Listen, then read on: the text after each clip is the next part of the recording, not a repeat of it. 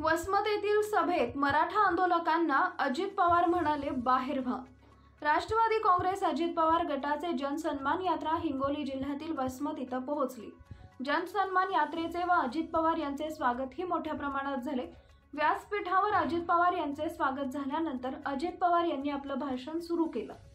अजित पवार आपल्या भाषणात त्यांनी केलेल्या कामाचा पाढा वाचत होते। यावेळी काही मराठा आंदोलकांनी अजितदादांचं भाषण थांबवत व्यासपीठावरच अजितदादा यांना ओबीसी मधून मराठा समाजाला आरक्षण देण्यात यावे ही मागणी केली।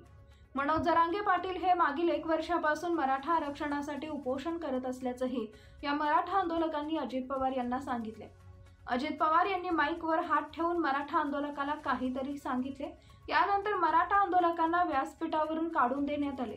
पण अशाच वेळी एक आंदोलक पुन्हा अजित पवार यांना मराठा आरक्षणाविषयी बोलत असताना अजित पवार यांनी मराठा आंदोलकाला चक्क हाताने बाहेर मागे ढकलत मराठा आंदोलकाला चक्क बाहेर व्हा असं सांगितले। त्यामुळे सगळेच बुचकाळ्यात पडले।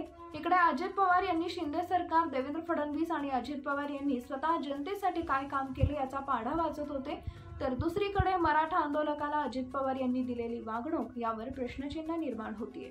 शब्द ह्या निमित्ताने मी आपल्याला देतो। मित्रांनो, मी शब्दाचा पक्का आहे।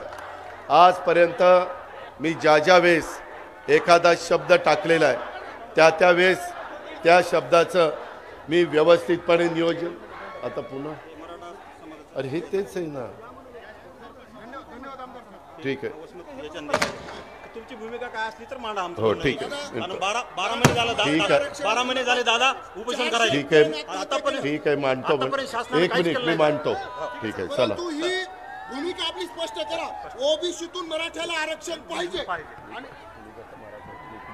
हो ना, म्हणून चला चला चला चला। तर त्या संदर्भामध्ये माझं हेच म्हणणं आहे की समाजातल्या जरा बाहेर वाचा, पण माझं झाल्यावर बोलतो मी, बरोबर मी बोलतो ना त्यांच्याशी। तुझ्या घरी आल्यानंतर त्यांना वेळ देतो, मी बोलतो, मला कळतं काय बोलायचं ते। या संदर्भामध्ये मला एवढंच सगळ्यांना सांगायचं आहे की आम्ही महिलांना साधारण 1500 रुपये त्या ठिकाणी दिलेले।